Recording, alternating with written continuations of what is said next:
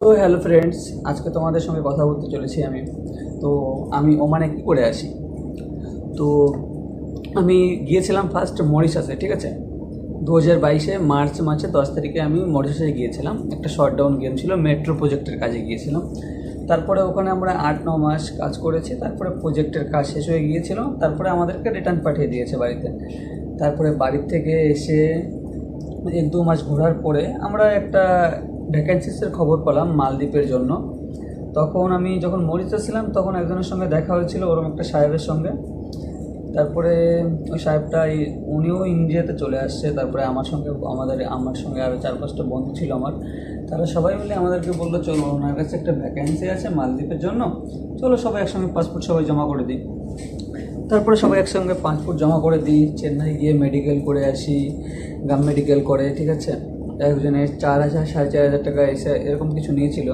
ওখানে রুম টুম ভাড়া নিয়ে থেকে টেকে আমাদের এক একজনের ভালোই খরচা হয়েছিল, ঠিক আছে। তারপরে আমাদের 6 মাস 7 মাস কেটে যায়।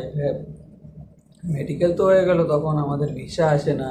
তারপরে আমাদেরকে ভিসা দিল অনেক দিন। আমরা ফোন করতে আমরা বললাম কি, আমাদের ভিসা দাও, ভিসা দাও, ভিসা দাও। ভিসা তাও দিচ্ছেই না। তারপরে কি, অনেক দিন পরে আমাদের একটা ফেক ভিসা দিল, আমাদের সবার নামে একটা ডকুমেন্ট বানিয়ে পাঠিয়ে দিল ফেক। পরে ওটার ভ্যাকেন্সি, ওই ভিসার আইডি নাম্বার দিয়ে চেক করে স্ট্যাটাস চেক করলাম, তারপরে দেখলাম একটা ফেক ভিসা। তারপরে আমরা আমাদের সঙ্গে যোগাযোগ করলাম, এরকম এরকম করো।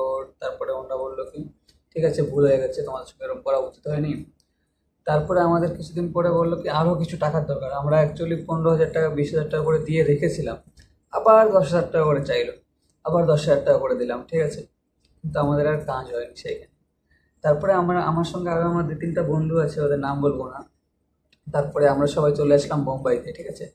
বোম্বাইতে একটা কনস্ট্রাকশন সাইটে কাজ করতেছিলাম। তারপরে আমরা কনস্ট্রাকশন সাইটে কাজ করতেছিলাম, কিন্তু আমরা কোন উদ্দেশ্যে আসছি, বিদেশে আসার জন্য, এই উদ্দেশ্যে আমরা আসছি। তো আমার সঙ্গে আমার একটা বন্ধু ছিল, আরও 3-4 জন ছিল। তো আমরা সবাই কাজ করি। আমরা দুইজন যেদিন ছুটি পাই,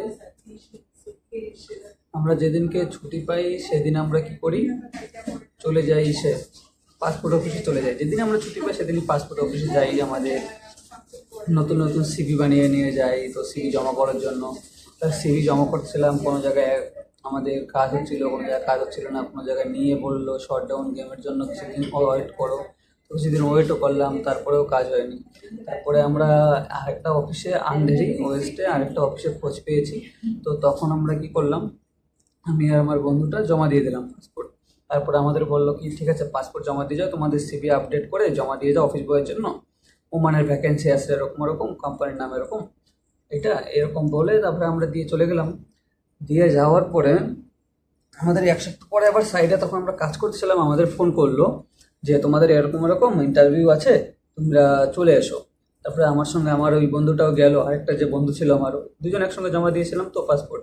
তারপরে ও জমা দিয়েছিল, দুজন একসঙ্গে যাওয়ার পরে দুজনের ইন্টারভিউ হলো, দুজনেই পাশ করলাম। ও ইন্টারভিউ দিতে গিয়ে দেখে আরও কজন লোক আছে, সবার মধ্যে একজনই ফেল করেছিল। একজন না দুজন সামথিং ফেল করেছিল, আর আমরা 6-7 জন পাশ করেছিলাম। আমি আর আমার একটা বন্ধু দুইজনে পাশ করেছি। পাশ করার পরে তারপরে আমাদের বললো, তোমাদের তো এখন মেডিকেল করতে হবে, তোমরা পাসপোর্ট দিয়ে যাও, আর মেডিকেলের জন্য অ্যাপ্লাই করে দিচ্ছি। বোম্বাই চার্চগেট মেডিকেল হবে তোমাদের। তো আমরা বোম্বাই চার্চগেট চলে গেলাম পরে মেডিকেলের জন্য। মেডিকেল করে আসলাম।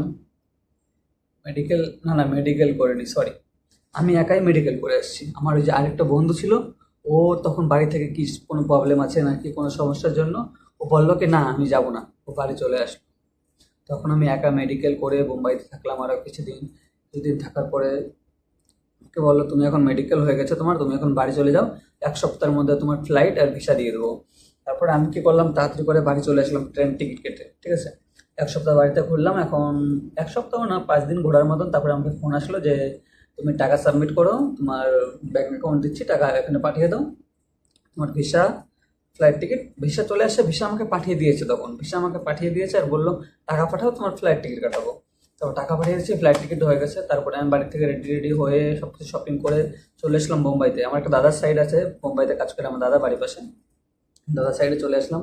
ওখানে 1 দিন 2 দিন ছিলাম। তারপরে দাদাকে নিয়ে গেলাম, ওই দাদাটাকে। তারপরে দুজন একসঙ্গে অফিসে টাকা টাকা দিয়ে টিয়ে তারপরে আমাকে সব কিছু বুঝালো, আমার লাইভ এরকম যেরকম আমি এখানে ভিডিও রেকর্ড করছি সেরকম আমাকে রেকর্ড করলো যে কোম্পানিতে এত ঘন্টা কাজ, এই কাজ তোমার, এরকম খাওয়া দাওয়া ফ্রি, তোমার সাইড অ্যালাউন্স এত, এরকম এরকম কিছু আমাকে বোঝালো, আমি অ্যাগ্রি করলাম। তারপরে টাকা টাকা ওখান থেকে দিয়ে পাসপোর্ট দিয়ে দিলো, ভিসা দিয়ে দিলো হাতে। তখন তো আমাকে অনলাইনে মোবাইলে পাঠিয়েছিল, আমি চেক করে নিয়েছিলাম আসলেই ঠিক আছে, এমপ্লয়মেন্ট ভিসা 2 বছরের। তারপরে আমাকে ভিসা ফ্লাইট টিকিট দিয়ে দেওয়ার পরে আমি সেখান থেকে রুমে গেলাম, রাত্রে খাওয়া দাওয়া করে টেনশনে ঘুম হচ্ছিল না, কালকে ওমানে যাবো, আমি একা একা, আমার সঙ্গে কেউ নেই, আমি একা যাচ্ছি, কেউ নেই আমার সঙ্গে, আমি একা একা ওমানে যাচ্ছি, একটু ভয় তো লাগবেই বলো, এক দেশ থেকে আরেক দেশে। তারপরে চলে আসলাম ওই দেশে। আসার পরে এখন আমি রাত রাত 2টো থেকে 2:30 বাজে, তখন আমাকে ওমানে, এই যে যে ওমান মাস্কাট এয়ারপোর্টে আমি নেমে গেলাম। নেমে যাওয়ার পরে আমি তো এয়ারপোর্টের বাইরে এসে নিজে ভয় পাচ্ছি। সবাই এখানে মুসলিম, দেখো কান্ট্রি মুসলিম কান্ট্রি, ভয় মানে সেই ভয় না, মুসলিমদের থেকে ভয় পাচ্ছি না, কিন্তু আমি এখন কোথায় যাব, কি করে যাব? আমার কোম্পানির আমাকে আবার ফোন নাম্বার দিয়ে দিয়েছিল যে এটা তোমার কোম্পানির ফোন নাম্বার, ওখানে গিয়ে তুমি ফোন করো, কিন্তু আমার জানা পাইছেন তো এখানে কেউ নেই, আমি কার কাছ থেকে ফোন করবো বলো?